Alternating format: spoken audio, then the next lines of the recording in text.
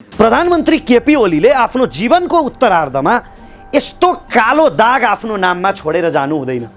यति कहाली लाग्दो इतिहास छोडेर जानु हुँदैन। प्रधानमन्त्रीले नेपाली सेनाका जनरलदेखि जवानसम्म देशभक्त भएको हुनाले यति बेला सरकारको आदेशमा जनतामाथि बर्बर दमन गर्न नेपाली सेनाले स्वीकार छ भन्ने मलाई लाग्दैन। केही हप्ता अगाडि केही महिना अगाडि मात्र भारतीय र प्रमुखको नेपाल भ्रमण भएको थियो। उनले प्रचण्डलाई भेटेनन्, मात्र ओलीलाई मात्र भेटे, हाम्रो प्रधानमन्त्रीलाई। त्यसपछि ओलीको देशव्यापी रूपमा विरोध भयो।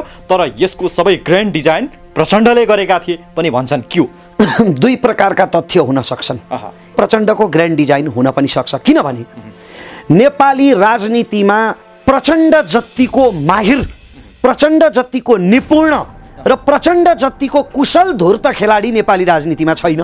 राजतन्त्र कुनै पनि हालतमा आउँदैन, त्यसको कुनै सम्भावना छैन।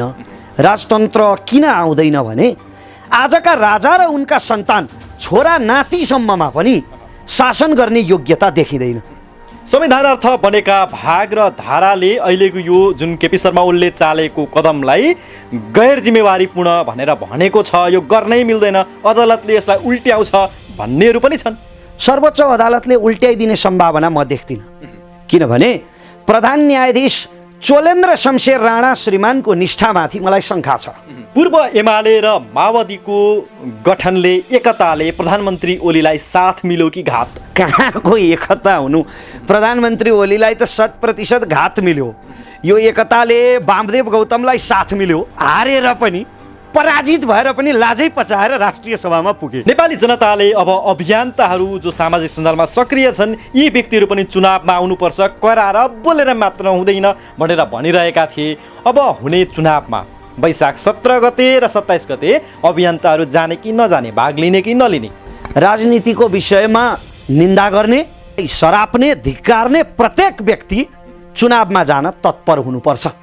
यदि तत्पर हुँदैन भने, चुनावमा जाने दम यदि छातीमा छैन भने, नेताहरू भ्रष्ट भए, करप्ट भए, खराब भए भनेर धिक्कार्ने, सराप्ने अधिकार पनि छैन। भनेपछि अब रमेश प्रसाई पनि यसपटक हुने चुनावमा सांसदमा उड्छ? कुनै पनि हालतमा।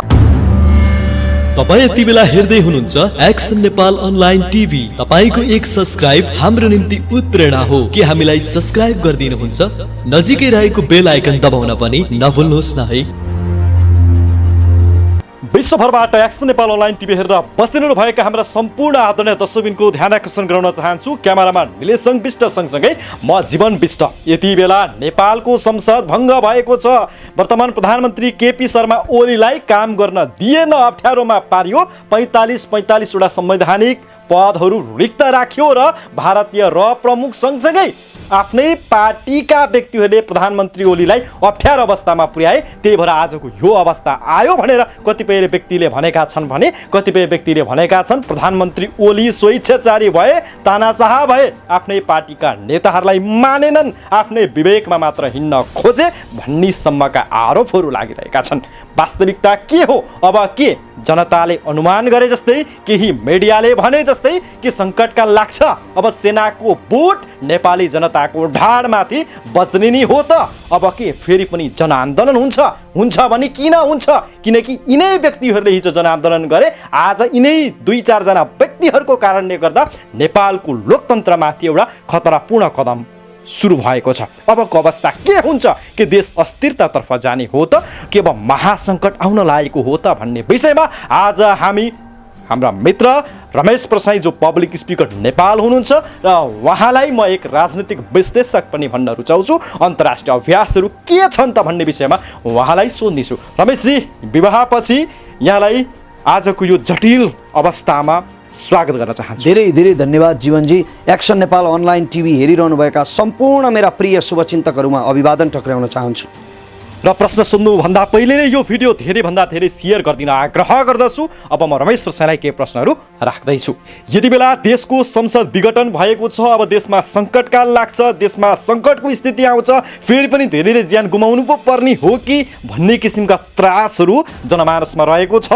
चोकचोकमा यस किसिमका कुराहरू गरिँदैछन्। खास हुन्छ के अब रमेशजी?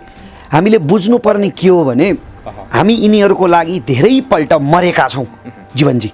एउटा पुस्ता 7 सालतिर एउटा पुस्ताले जीवन गुमायो, 46 सालमा अर्को पुस्ताले जीवन गुमायो र 62-63 अर्को पुस्ताका शहीदहरूले फेरि छाती थापे। बाजेदेखि लिएर नातिसम्मका व्यक्तिले यिनीहरूको लागि ज्यान गुमाउनु परेको छ। यिनीहरूको इशारामा प्राण गुमायौँ। त्यसकारण म सम्पूर्ण मेरा शुभचिन्तकहरूलाई आह्वान गर्न चाहन्छु कि यति बेला यिनीहरूको लागि प्राण नगुमाऊ। जनआन्दोलनको अर्को नाटक रचिन सक्छ लोकतन्त्रको नाममा। हामीले यति बेला धैर्य धारण गर्नुपर्छ र यिनीहरूलाई क्षमा चाहिँ गर्नु हुँदैन।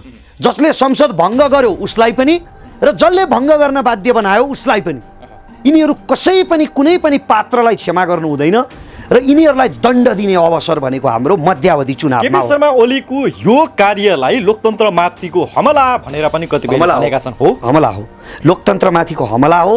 अत्यन्तै अभिशप्त, अत्यन्तै अशुभ विभत्स दुर्घटना हो यो। तर प्रधानमन्त्रीलाई विवश पारिएको थियो किनकि आफ्नै पार्टीका व्यक्तिहरूले प्रधानमन्त्रीमाथि अविश्वासको प्रस्ताव ल्याउने र राष्ट्रपतिलाई महाअभियोग लगाएर निकाल्ने सम्मको प्रयास भएपछि प्रधानमन्त्री ओली बाध्य भएर यो निर्णयमा पुगे पनि भन्छन् नि।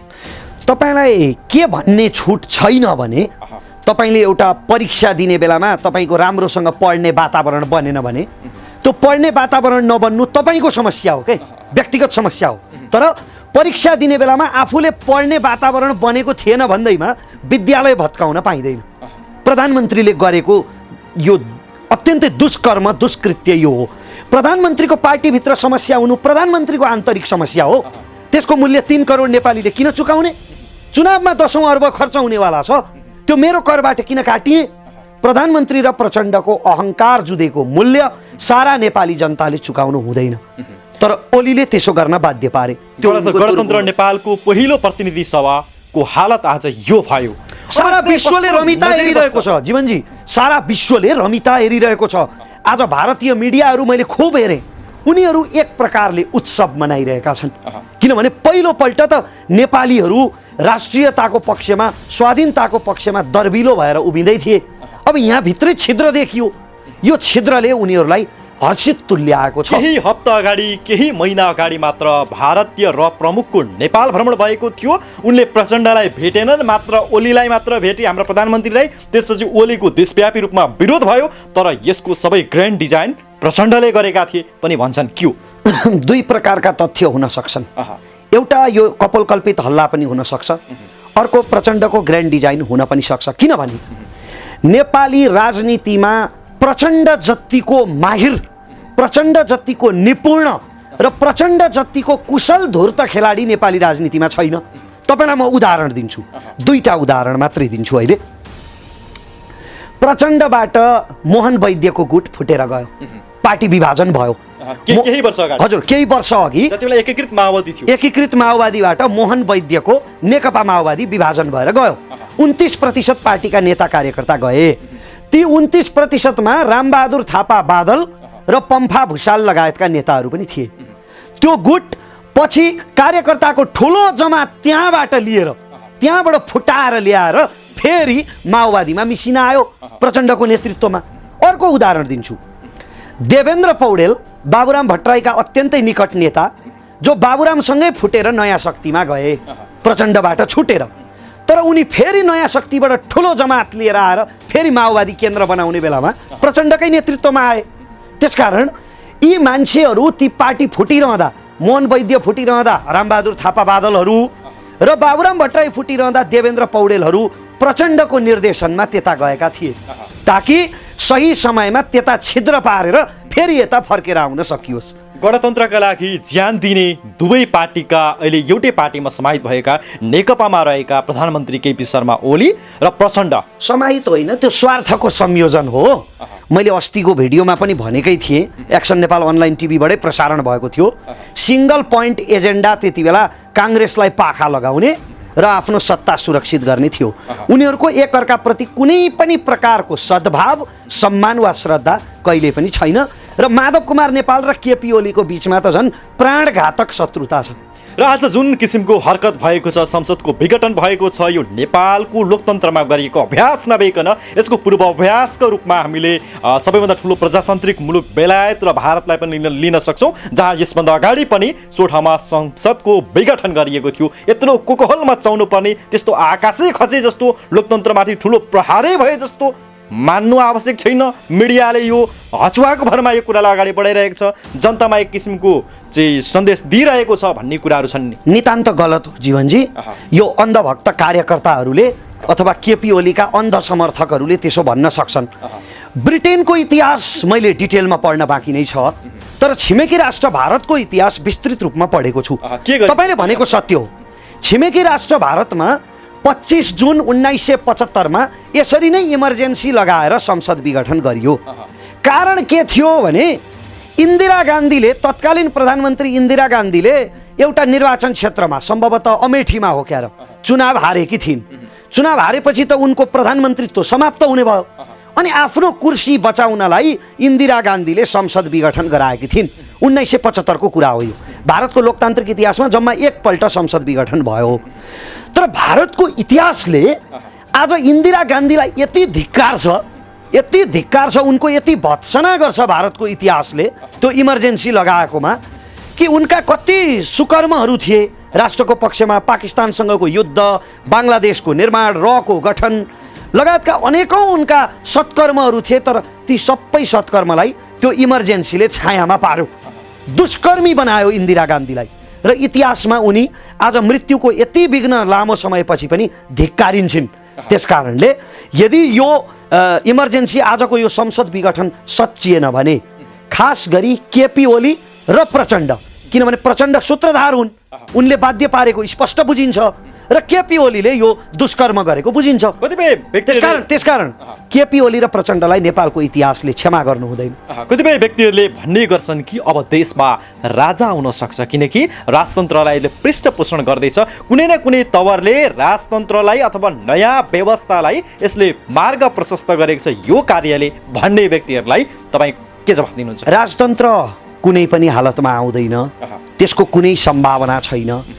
राजतन्त्र किन आउँदैन भने आजका राजा र उनका उत्तराधिकारीमा पनि शासनको योग्यता छैन। म डिटेलमा जान चाहन्न, तर आजका राजा र उनका सन्तान छोरा नातिसम्ममा पनि शासन गर्ने योग्यता देखिँदैन।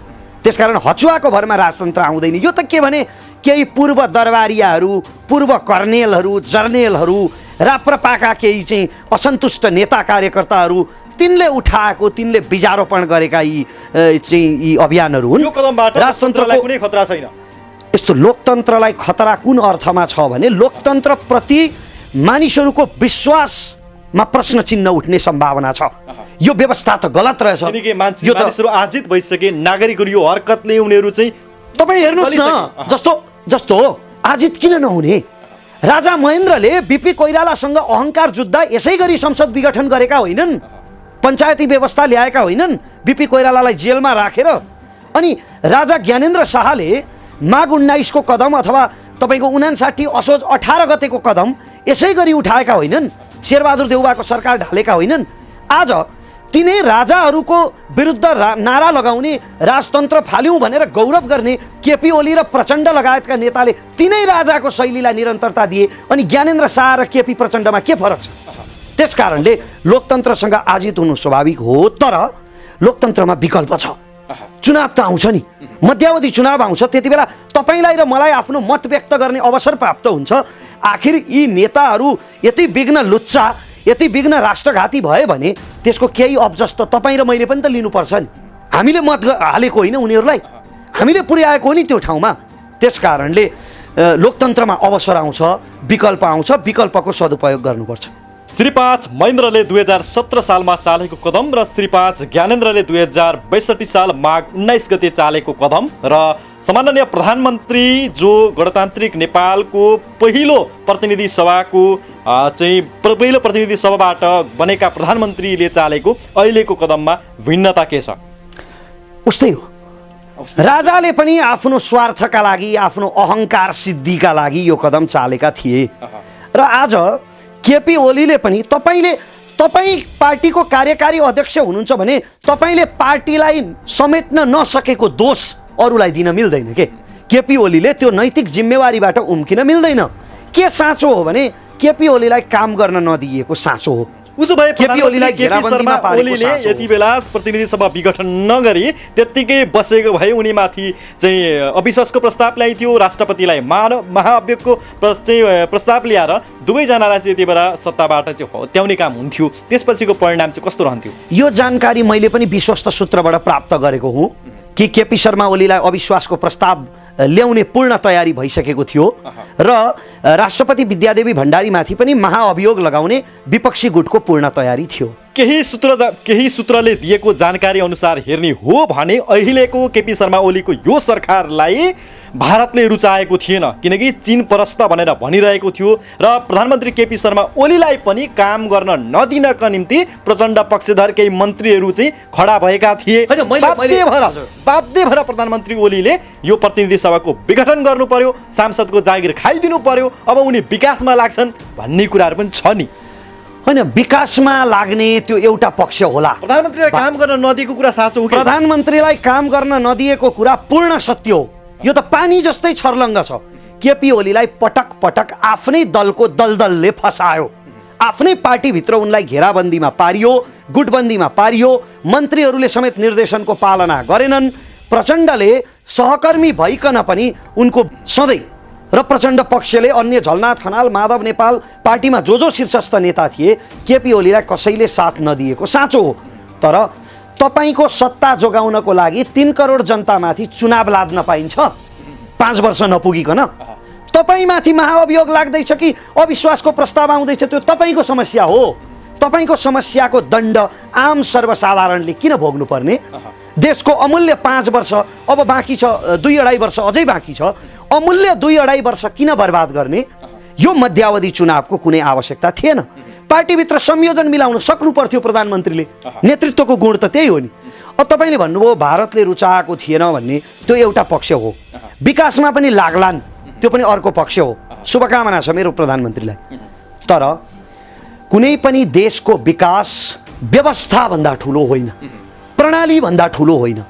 र हामीले विश्वास गरेको प्रणाली, हाम्रा शहीदहरूले मरेर हाँसी हाँसी छातीमा गोली थापेर जीवनभरि जेल नेल भोगेर, कति साथीहरू त तपाईँको मेरुदण्डमा गोली लागेर कुँजो जीवन बिताइरहनु भएको छ पक्षघात भएर।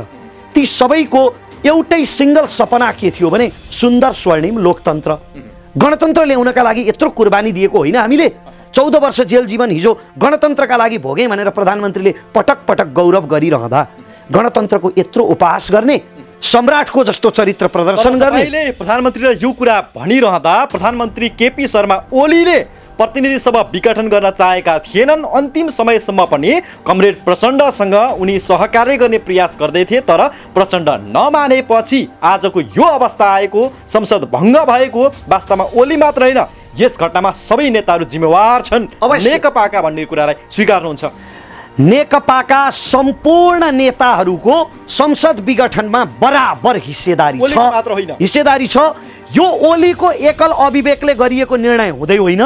प्रचण्ड, माधव नेपाल, झलनाथ लगायतका सम्पूर्ण नेकपाका शीर्ष नेताहरूलाई यो निर्णयको बारेमा पहिले नै थाहा थियो। कमरेड ओली चाहिँ अहिलेका सम्माननीय प्रधानमन्त्री गोटी बने, प्रधानमन्त्रीले संसद विघटन गर्दैछन् भन्ने कुरा नेकपाका सम्पूर्ण नेताहरूलाई पहिले नै थाहा थियो। किन थाहा थियो भने प्रधानमन्त्रीले आपतकालीन बैठक पनि बोलाएको हो। प्रधानमन्त्रीले प्रचण्डको राजनीतिक प्रतिवेदन फिर्ता लिन आग्रह पनि गरेको हो। र अर्को कुरा, यो किन पनि थाहा थियो सबैलाई भने हरेक गुटमा अर्को गुटका गुप्तचर हुन्छन्, पार्टीका हरेक गुटमा। त्यसमाथि मैले प्रचण्ड कति धुरन्धर छन् अघि उदाहरण दिइसकेँ, उनी कति कुशल खेलाडी हुन् भनेर। त्यसकारण केपी ओलीको गुटमा प्रचण्ड पक्षका मानिसहरू त अवश्य छन्, तिनीहरूले पनि समाचार पुर्याएको हुनुपर्छ। यो सबैलाई थाहा थियो। यो लगभग सबैले बेवास्ता गरेर भएको निर्णय हो। जस्तो कि माधव नेपालले हिजो भागबण्डा नपाउँदा, आफूले भागबण्डा नपाउँदा देश डुब्न लागेको देख्दै थिए। यो देश डुब्न लाग्यो भन्थे। आज साँच्चीकै देश डुब्न लाग्दा के माधव नेपालको आँखामा फुलो पर्यो? प्रचण्डले सधैँ लोकतन्त्रलाई आफ्नो निजी पेवा जस्तो सम्झेर भाषण गर्ने गर्छन्। आज पेवाको सेवा गर्ने बेलामा किन अशक्त भए कमरेड प्रचण्ड? झलनाथ, वामदेव लगायतका सम्पूर्ण नेताहरूलाई संसद विघटन हुँदैछ भन्ने थाहा थियो। आँखा चिम्लेको अवस्था हो। संविधानार्थ बनेका भाग र धाराले अहिलेको यो जुन केपी शर्मा ओलीले चालेको कदमलाई गैर जिम्मेवारीपूर्ण भनेर भनेको छ, यो गर्नै मिल्दैन, अदालतले यसलाई उल्ट्याउँछ भन्नेहरू पनि छन्। अब संवैधानिक हो कि होइन वकिलहरू जानुन्, म कानुनको विद्यार्थी होइन, तर सर्वोच्च अदालतले उल्ट्याइदिने सम्भावना म देख्दिनँ। किनभने प्रधान न्यायाधीश चोलेन्द्र शमशेर राणा श्रीमानको निष्ठामाथि मलाई शङ्का छ। उहाँले गरेका पछिल्ला फैसलाहरू र उहाँको ट्र्याक रेकर्ड, उहाँको समग्र चरित्र हेर्दा हारेका वामदेव गौतमलाई समेत राष्ट्रिय सभामा पुर्याइदिने फैसला, म्यारिज खेललाई जुवा होइन भन्ने फैसला, अनि सिके राउत जस्तो देशद्रोहीको विषयमा अदालतले गरेको फैसला, यी सबै चरित्रहरू हेर्दा प्रधानमन्त्रीले सर्वोच्च अदालतलाई विश्वासमा लिइकन यो निर्णय गरेको जस्तो देखिन्छ। सर्वोच्च अदालतले उल्ट्याइदिन्छ भन्ने मलाई लाग्दैन। तर दिनभरि काम गरेर बेलुका छाक टार्ने जनजीविकालाई आफ्नो एकदम दुःखले चलाउने सामान्य जनताहरूलाई यो कदमबाट कस्तो असर पर्ला? कि व्यापक असर पर्छ, व्यापक असर पर्छ। जस्तै संसदीय चुनाव अब हुँदा 10औं अर्ब रुपियाँ खर्च हुन्छ। त्यो 10औं अर्ब रुपियाँ भनेको हाइड्रो पावरहरू बनाउन, जलविद्युत आयोजनाहरू बनाउन, सडकहरू बनाउन, अस्पतालहरू बनाउन, विद्यालयहरू बनाउन, विकास गर्नका लागि छुट्टिएको 10औं अर्ब रुपियाँ अब चुनावतिर स्थानान्तरण हुन्छ। यसले हाम्रा गाउँ टोलमा हुने विकासहरूलाई प्रत्यक्ष नकारात्मक प्रभाव पार्छ। अर्को, जनजीविकामा किन पनि यसले असर पार्छ भने जनताले यो अतिरिक्त समयमा चुनाव बेहोर्नुपर्ने, यो कोरोनाको बेलामा अर्थतन्त्र थङथिलो भएको छ, यसले वैदेशिक ऋणको भार थप्छ। प्रत्येक नागरिकमाथि अहिले तपाईँको करिबन 40,000 जति वैदेशिक ऋण छ भन्ने जुन तथ्याङ्क छ, 64,000 वैदेशिक ऋणको जुन तथ्याङ्क छ अब प्लस हुँदैछ तपाईँको र मेरो भागमा। किनभने केपी वा प्रचण्डले आफ्नो खल्तीबाट वा घर घरानाबाट तिर्ने त होइनन् चुनावको खर्च, त्यो त हाम्रै करबाट काटिने हो, नपुगे विदेशबाट ऋण साटिने हो। त्यसकारण जनताको जीवनमा यसले प्रत्यक्ष नकारात्मक असर पार्छ। पूर्व एमाले र माओवादीको गठनले, एकताले प्रधानमन्त्री ओलीलाई साथ मिल्यो कि घात? कहाँको एकता हुनु, प्रधानमन्त्री ओलीलाई त 100% घात मिल्यो। यो एकताले वामदेव गौतमलाई साथ मिल्यो, पार्टीबाट एक्लिएर विरक्तिएका बिचरा वामदेवको लागि त रामबाण साबित भयो। सुन्नुहोस्, वामदेवको लागि रामबाण साबित भयो। हारेर पनि, पराजित भएर पनि लाजै पचाएर राष्ट्रिय सभामा पुगे, त्यस्तो रामबाण भयो यो एकता। प्रचण्डका लागि पनि रामबाण भयो, किनकि माओवादीको राजनैतिक भविष्यको विषयमा प्रशस्त शङ्का गर्न सकिन्थ्यो त्यो एकता नभइदिएको भए चुनावको परिणाममा, होइन? अब झलनाथहरू, माधव कुमार नेपालहरूलाई पनि पार्टी कब्जा गर्न नपाएको एक खालको प्रतिशोध, होइन? वरिष्ठ हुँदाहुँदै पनि केपी ओलीले पाखा लगाएको प्रतिशोध। किनभने केपी ओली प्रधानमन्त्रीज्यूको पनि कसैलाई नसमेट्ने एक प्रकारको जब्बरे चरित्र, अनि त्यो जब्बरे चरित्रदेखि यिनीहरू रुष्ट भएका थिए। यिनीहरूलाई पनि पार्टी एकता वरदानै साबित भयो। प्रचण्ड त ब्रह्मास्त्र भइहाल्यो नि उनीहरूको लागि। तपाईँले कुरा बताइरहँदा चाहिँ कतिपय व्यक्तिहरूले भन्ने गरेका छन् कि अब चाहिँ राष्ट्रपति कार्यालय भनेको प्रधानमन्त्रीको निजी सचिवालय जस्तो भयो, जे निर्णय गर्यो त्यसमै लालछाप लगाइदिने। यदि राष्ट्रपतिले चाहेको भए आजको यो कदम आउँदैन थियो। केपी ओलीले यति बेला प्रतिनिधि सभालाई जसरी भङ्ग गरेका छन् यो अवस्थामा पुग्दैन थियो भन्नेहरू पनि छन्। म फेरि पनि संविधानको विद्यार्थी होइन, तर मलाई लाग्दैन कि राष्ट्रपतिलाई सरकारको कुनै निर्णय अस्वीकृत गर्ने अधिकार हुन्छ संविधानमा। राष्ट्रपतिले लाल मोहर लगाउनै पर्छ। केही नेताहरू बोलिरहेछन् अलिकति ढिलाइ गर्न सकिन्थ्यो होला, राष्ट्रपतिले पुनर्विचारको आग्रहसम्म चाहिँ गर्न सक्नुहुन्थ्यो, तर अस्वीकृत गर्ने अधिकार राष्ट्रपतिलाई हुन्छ जस्तो मलाई लाग्दैन। आदरणीय दर्शक, हामी रमेश प्रसाईसँग छौँ यति बेला र नेपालको संसद भङ्ग भएको विषयमा हामी केही अर्को कुरा एउटा मैले भन्न छुटाएँ जीवनजी, माफ गर्नुहोला। अघि तपाईँको एउटा प्रश्न थियो नि, साधारण जनताको जीवनमा कति प्रभाव पार्छ यसले भन्ने। एउटा कुरा, एउटा विषय मैले छुटाएँ। हेर्नुहोस्, यिनीहरूले यो एकता रूपी नौटङ्की जो रचे, यो नौटङ्कीको क्रममा यिनीहरूले केन्द्रदेखि प्रदेशसम्म र गाउँ गाउँ टोल टोलसम्म 60-40मा बाँडेका छन्। मेयर एउटाको भए उपमेयर अर्कोको, वडाध्यक्ष एउटाको भए उपाध्यक्ष अर्कोको, होइन? यो त प्रत्यक्ष हाम्रो गाउँ टोलमा हामीसँग सरोकार राख्ने विषय हो नि त, सरोकार राख्ने विषय हो। अब के हुन्छ त भन्दा अब मेयर र उपमेयरको बिचमा छिद्र पर्ने भयो, किनभने केन्द्रमा छिद्र पर्यो। प्रदेशमा मुख्यमन्त्री र उपमुख्यमन्त्री अथवा मुख्यमन्त्री र अन्य मन्त्रीको बिचमा छिद्र पर्ने भयो। अब तपाईँको गाउँ गाउँमा तपाईँको वडाध्यक्ष र उपाध्यक्षको बिचमा पनि छिद्र पर्ने भयो। सबैतिर छिद्र पर्नाले विकास त तीव्र गतिमा भइरहेको छ भन्ने एक थरीको आकलन छ नि त। एक थरीको भनाइ त के छ भने माइतीघर मण्डलामा बसेर विकास देखिँदैन, गाउँ गाउँमा त भित्री बाटाहरू बन्दैछन्। हुन पनि हो, केही हदसम्म विकास त भइरहेकै छ। यो विकास पनि अब लथालिङ्ग हुन्छ, भत्ताभुङ्ग हुन्छ यो, किनभने सबैतिरको नेतृत्वमा अब छिद्र पर्ने भयो। प्रधानमन्त्री केपी ओलीले आफ्नो जीवनको उत्तरार्धमा यस्तो कालो दाग आफ्नो नाममा छोडेर जानु हुँदैन। यति कहाली लाग्दो इतिहास छोडेर जानु हुँदैन प्रधानमन्त्रीले। आफैलाई सर्वज्ञता ठान्छन् प्रधानमन्त्री ओली। आफूले गरेका निर्णय सबै ठिक, आफूले गरेको निर्णय सबैले मान्नुपर्छ, आफूले गरेको विवेक मात्र विवेक, अरू सबै अविवेकी भनेर भन्छन्। निकै चाहिँ हटवाला छन् भनेर पनि भन्छन् नि। हो पार्टीभित्र त अब होइन, पार्टीभित्रका आन्तरिक बैठकहरूमा के हो त्यो साधारण जनताले हामी नाथेको पहुँच पनि पुग्दैन। तर प्रधानमन्त्री केपी ओली हदैसम्म आलोचना सहन सक्ने व्यक्ति पनि हुन् र आवश्यक पर्दा हदैसम्म लचिलो हुन सक्ने व्यक्ति पनि हुन्। किनभने उनले कार्यकारी अध्यक्ष छोड्न तयार भएको त साँचो हो नि, प्रचण्डलाई कार्यकारी अध्यक्षता हस्तान्तरण गर्न तयार भएको साँचो हो। र उनले पटक पटक प्रचण्डको राजनीतिक प्रतिवेदन फिर्ता लिनका लागि आग्रह गरेको साँचो हो।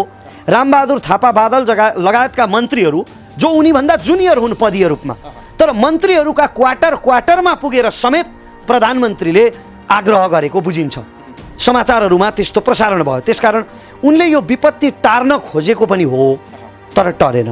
हरेक मन्त्रीलाई संसद भङ्ग नगरौँ, यो प्रस्ताव फिर्ता लिदिनुहोस् भनेर प्रधानमन्त्री झुकेर सबै मन्त्रीकोमा पुगेकै हुन्। प्रधानमन्त्रीले यो विपत्ति टार्ने प्रयास गरेको हो, तर विपत्ति जब पर्यो नि, यो परिसकेपछि प्रधानमन्त्रीको असफलता चाहिँ हो। सामान्यभन्दा सामान्य जनता जसले राजनीति बुझ्दैनन्, तर उनीहरूको यति बेला चाहिँ प्रमुख कुरा के भइरहेको छ भने अब सङ्कटकाल लाग्ने छ, आर्मीका बुटहरू बजारिने छन्, देशमा फेरि एउटा सङ्कट आउँदैछ, प्रधानमन्त्री ओलीको कदमले अब यस्तो अवस्था सिर्जना लागेको छ भनेर डराउने ती जनतालाई अलिकति आश्वस्त गराइदिनुहोस्। मलाई भोलिका दिन कसरी बित्लान्? मलाई मानिसले सडकमा आउँदैछ। पहिलो कुरा त मलाई केपी ओली क्रूर तानाशाह निरङ्कुश होलान् र सेना परिचालन गरेर नेपाली जनतामाथि बर्बर दमन गर्लान् भन्ने विश्वास लाग्दैन जीवनजी। र अर्को सत्य चाहिँ के भने नेपाली सेनाको चरित्र सधैँ राष्ट्रभक्त र जनताप्रति वफादार रहिआएको छ। नेपाली सेना सधैँ जनताप्रति उत्तरदायी हुने संस्था हो। कहाँसम्म भने ज्ञानेन्द्र शाहको शासनकालमा भिडमाथि गोली चलाउन आग्रह गर्दा नेपाली सेनाले अस्वीकार गरेको प्रसङ्ग पाइन्छ तत्कालीन सेना प्रमुखले। अहिले त झन् जनरल पूर्णचन्द्र थापा जस्तो राष्ट्रभक्त व्यक्ति, कर्तव्यनिष्ठ व्यक्ति नेपाली सेनाको प्रमुख हुनुहुन्छ। नेपाली सेनाका जनरलदेखि जवानसम्म देशभक्त भएको हुनाले यति बेला सरकारको आदेशमा जनतामाथि बर्बर दमन गर्न नेपाली सेनाले स्वीकार छ भन्ने मलाई लाग्दैन। सङ्कटकालै लाग्ला, सेना परिचालन होला भन्ने मलाई व्यक्तिगत रूपमा विश्वास लाग्दैन। आन्दोलन त अवश्य हुन्छ नै, भद्र रूपमा जनताले प्रदर्शन गर्नेछन्, आफ्ना विचारहरू राख्नेछन्। तर म सम्पूर्ण मेरा शुभचिन्तकहरू जो देश विदेशमा हुनुहुन्छ, खास गरी देशभित्र हुनुहुन्छ, उहाँहरू सबैलाई म संयम हुन आग्रह गर्छु। अभद्र वा असभ्य भएर होइन। हामीले मध्यावधि चुनावसम्म धैर्य धारण गऱ्यौँ भने यी कहीँ जाँदैनन्। यिनीहरू अर्को चुनावमा हामीसँग भोट माग्दै हात जोड्दै फेरि आउनेवाला छन्। त्यति बेला भोटको माध्यमबाट यिनीहरूलाई उचित जवाफ देऊला, यिनीहरूलाई दण्डित गरौँला यो दुष्कर्मका लागि। कुरा भनिरहँदा माधव कुमार नेपाल, झलनाथ खनाल, कमरेड प्रचण्ड, ओली लगायतका अन्य सम्पूर्ण नेतासहित समग्र नेकपा अबको चुनावमा कुन मुख देखाएर भाग लिन जान्छ? हुन त मास्क लाउने सिस्टम आएको छैन। मुख त यिनीहरूको अति सस्तो छ होइन। यिनीहरूका मुखले त हामी 5 वर्षभित्रै चाहिँ पूर्व पश्चिम रेलमार्ग निर्माण गर्छौँ, हामी 5 वर्षभित्रै नेपाललाई सुधारोन्मुख अर्थतन्त्रमा पुर्याउँछौँ भनेर पनि बोल्छन्। यिनका मुखले त हो 5000 को हत्याको जिम्मा म लिन्छु भनेर पनि भन्छन्। यिनको मुख त अति सस्तो छ, यही मुख लिएर आउँछन्।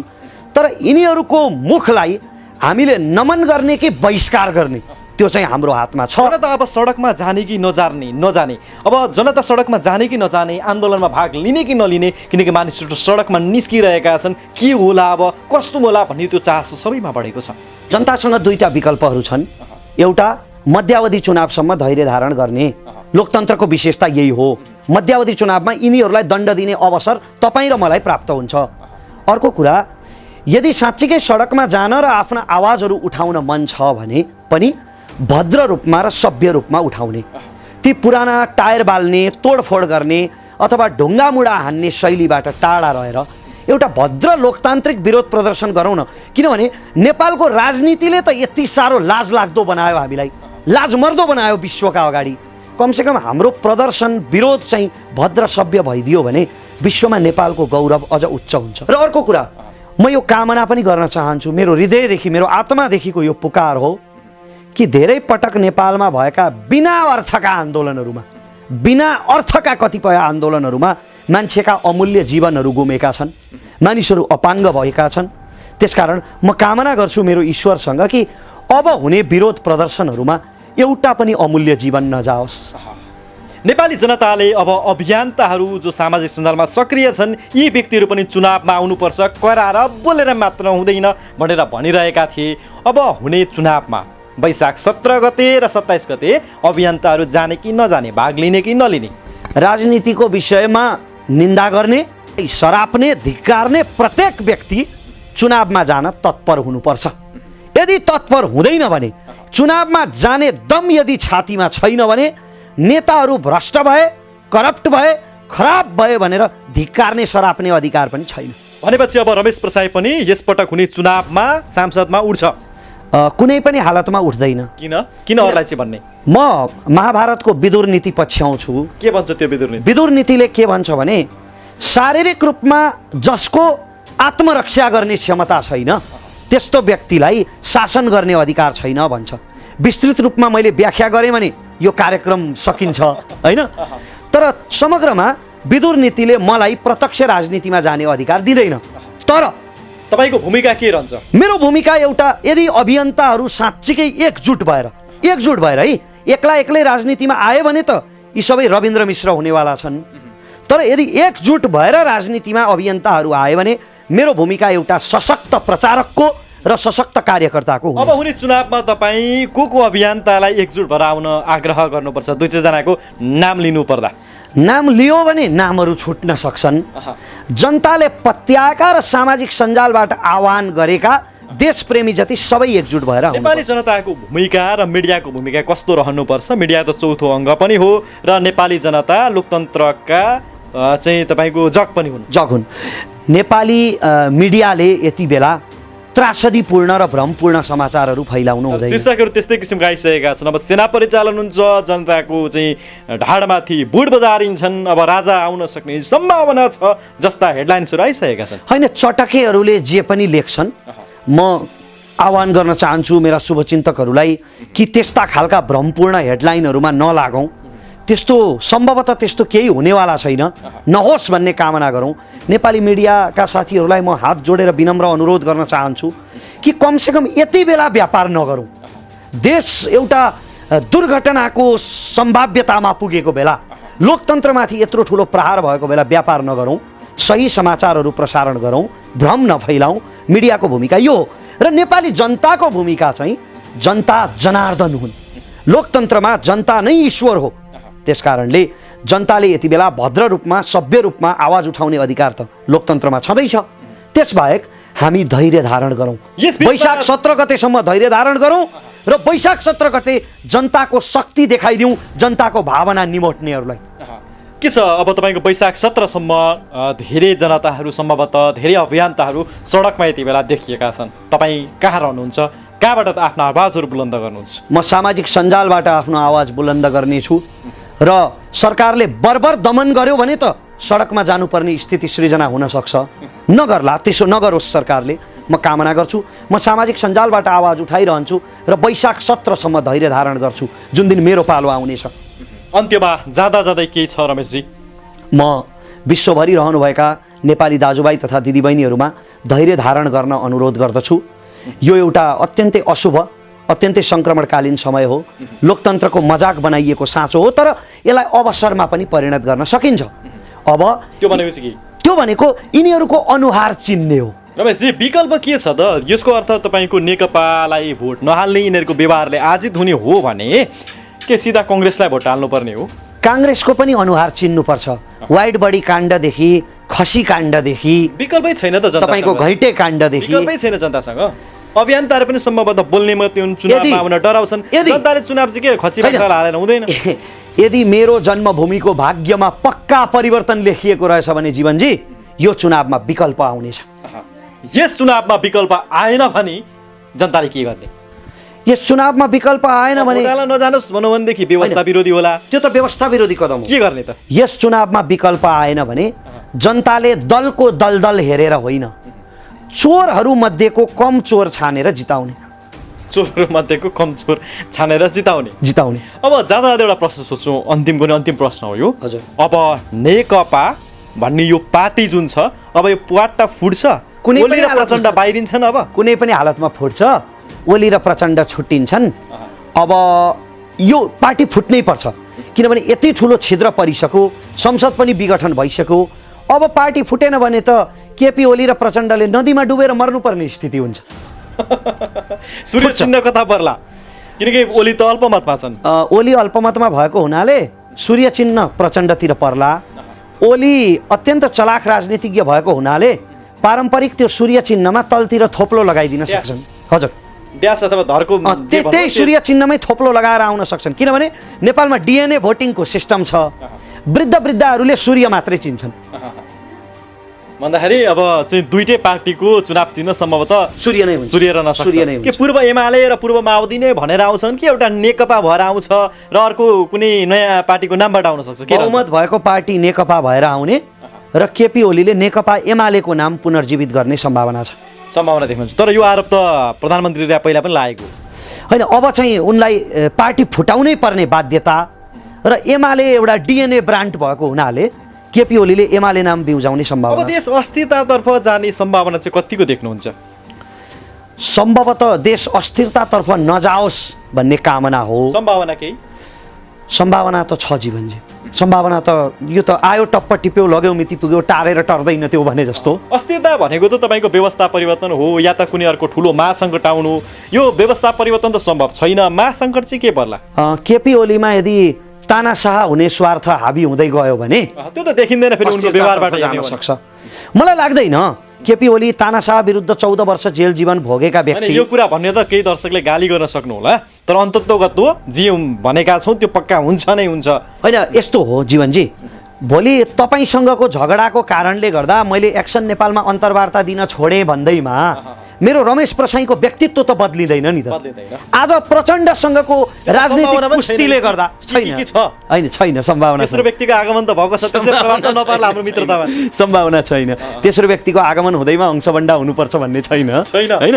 किनभने म के भन्दै थिएँ, आज चाहिँ प्रचण्डसँगको राजनीतिक कुस्तीले थिलथिलो हुन थालेपछि केपी ओलीले संसद विघटन गरे भन्दैमा ओलीको स्वभावै परिवर्तन होला, अब तानाशाह भइहाल्लान्, क्रूर निरङ्कुश भइहाल्लान् भन्ने मलाई लाग्दैन। पक्कै पनि रमेशजी, र तपाईँले भन्नुभएको छ कि मिडियाले पनि सही भूमिका खेल्नुपर्छ र एक्सन नेपाल अनलाइन टिभीले पनि सही पात्रसँग सही बहस गरेर सही निस्कने तवरले सही किसिमका हेडलाइन्सहरू बनाएर राख्नेछौँ। हामी पनि चटक देखाउने छैनौँ, यो हाम्रो प्रतिबद्धता भयो। जाँदा जाँदै केही छुटेका कुराहरू छन् भने आम दर्शकले राखौँ, किनकि हामीले रातारात यो अन्तर्वार्ता गरेका छौँ। यो अन्तर्वार्ता भनेको विक्रम सम्वत 2000 कति साह्रो यो 77 साल विक्रम सम्वत 2077 साल मङ्सिर नभनौँ पौष 6 गते। तपाईँले ओलीको विषयमा धेरैले यो नबोल जे हो छोडिदिए पनि भनेका थिए, तर तपाईँले टेर्नु भएन, बोल्नु भयो। होइन, म कसैको केही नलिने नखाने भएको हुनाले मेरो विचारलाई म बन्दकी राख्न सक्दिनँ। त्यो मेरा शुभचिन्तकमाथि अन्याय हुन्छ। समय र संवादका लागि एक्सन नेपाल अनलाइन टिभीको तर्फबाट धेरै धेरै धन्यवाद रह्यो। विवाह पश्चात गरिएको पहिलो अन्तर्वार्ता।